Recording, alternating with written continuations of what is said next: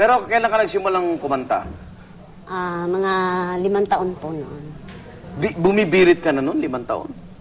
Sumasali na po ako sa mga singing contest, pero kumakanta na rin po ako medyo mataas. Si Regine Velasquez, di ba? Opo. Yung tatay niya, nilulublob siya sa drum. Bumibirit siya ngayon, di ba? Dahil na yung diaphragm niya. Eh kayo po, Lola Fe, paano yung training mo pa at naabot mo yung high note? Siguro po... Natural? Natural po sa akin. Kasi po noon, pag naglalako ako ng saging, nung pong maliit ako, may sunong po akong bilao sa ulo. Yan. Saan ka naglalako? Sa Pasig Palengke Sa po ako dati Pasig Palengke. nagtitinda. Opo. Sa paanong... Sige nga, paano ka maglako? Kunyari. Siyempre po, may Bilao. may bilao sa Tapos? Saging! Bili na kayo ng saging! Doon ka natuto. Saging lang ang binenta mo, saging lang? Naglalako din po ako ng supot. Noong O paano naman ang sigaw nun? Supot! Supot! Okay. Anong madalas na piyesa mo naman na nung araw na yung madalas mo bang kantahin sa mga pa-contest? Ay, nung pong 5 taon ako, ang kinanta ko po Oh, my darling, knock 3 times on the city that you want me. Yan po. Tapos Ayan, po, yung tapos? pong edad po ng 10, Oh. 8, yung yung Mother mine, now I'm grown. Eh di Peregrina, Hindi po, yung timbre nyo, parang... Novo di ba? Bono, Novo yung pong Bono. Rain. Ay, kilala nyo Novo Bono? Opo. Wow, paborito ko po yun. Tsaka sina Boy Boy Mondragon. Mondragon yun. There'll be no sunshine in my life until you say you're mine, oh mine. There'll be no sorrow. Okay na, nahalata. Pero natigil ang pagkata mo dahil maaga ka nakapag-asawa. Anong edad naman kayo nag-asawa? 15 po. Ano po? 15 po. Lola, aga.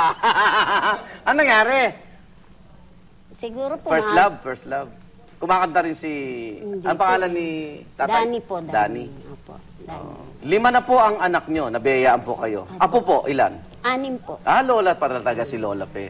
Pero bakit sa kabila ng edad nyo ay napanatili nyo po yung ganda ng balls nyo? Kanina sa backstage sabi ko, uminom ka ba ng malamig na tubig? Di ba? Usually ganun bawal eh. Pero kayo, ano yung ginagawa nyo para hindi masira yung inyong boses? Siguro po, sabihin naman po, yabang. Natural po kasi. Natural na po na ganito po yung... So kahit uminom ka ng tubig na may yelo, na may mint, Opo, wag lang po ako yung puyat. doon kayo sa Opo. isang... Pagod, nawawala po yung yung puyat, no? Opo, pagod, puyat. Alam niyo na ba sumikat sa YouTube, naging viral video yung habang kinakanta mo yung halik, ages? Sabi nga po. So kilala ka ngayon na ages. Kasi ages, ikaw ages. Anong kwento mo doon? Bakit mo napadaan ka lang sa mall? Napadaan lang po kami talaga sa mall at kung titingnan niyo po, ngarag po ako dyan. Bangarag ka pa niyan, ha? Opo. Tapos? Kasi po galing po kami Yan ba sa yun? opo. Nakipaglamay po kami sa patay.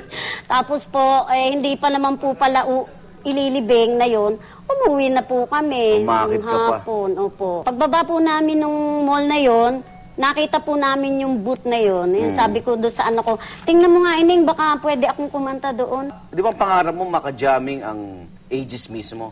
Opo. Natupad ba yung pangarap mo? Talaga ba? Nagtatanong lang. Kailan po nangyari ito? Pakwento naman. Anong pong, nito lamang pong, Miyerkules po. Okay. Sinama po ako ng staff po ng Jessica Soho Okay. sa San Pablo, Laguna. Ang akala ko po, Anong unang mong naramdaman? Surpresa ba manonood yan? lang po, sabi, manonood kami. Manonood kami. Ng ages? Opo. Ay, hindi ko naman po alam na na pakakantahin ako. Halos matayin ako noon sa tuwa. Anong pakiramdam po nung harap-harapan kayo ng ages? Hindi po nga ako makapagsalita po noon eh. Ba? Anong sabi niya sa inyo nung nagulat? Opo. Nakita niya ang sarili niya 10 years from now, gano'n ba? So natupad na pangarap mo. Natupad po. Okay. Isa po yun sa pangarap ko na makaka-jamming sila. Kasi po, 1998 po labas yung kanilang unang album, yung pong Halik Nga Luha. Yan talaga. Pagka po naririnig ko yan sa mga radyo, sa videoke, hindi ko yan sasabayan. Sinasabayan ko po Ang talaga. ages. Opo. Isa yan sa pinagmamalaki nating banda, no? Opo. Talagang... Hindi po sila magaling. Napakagaling! Talaga napakagaling! Wala ba kayong pang-injection? Minsan na nawawala sa... Ano masasabi niyo sa kabila ng edad niyo? Isa na nga kayong lola, no? Parang late bloomer kayo as a singer. Ngayon pa lang kayo nakikilala. Pag nasa labas, iba, nare-recognize na ho kayo, di ba? Ay, si Lola Biritera. O, anong pakiramdam nun, Lola? Nakakataba nga po ng puso. Sobra pong, tuwan-tuwa po ako sa nangyari po ngayon sa buhay ko. Kasi dito po napatunayan ko na hindi pa pala uli yung lahat na makilala ka sa pagkanta. Na siguro kung buhay lang po yung tatay ko, talagang Yun ang pangarap niyo sa inyo, maging sikat na singer. Na kumanta, lalo-lalo na po sa TV. Makita ko sa TV na kumakanta.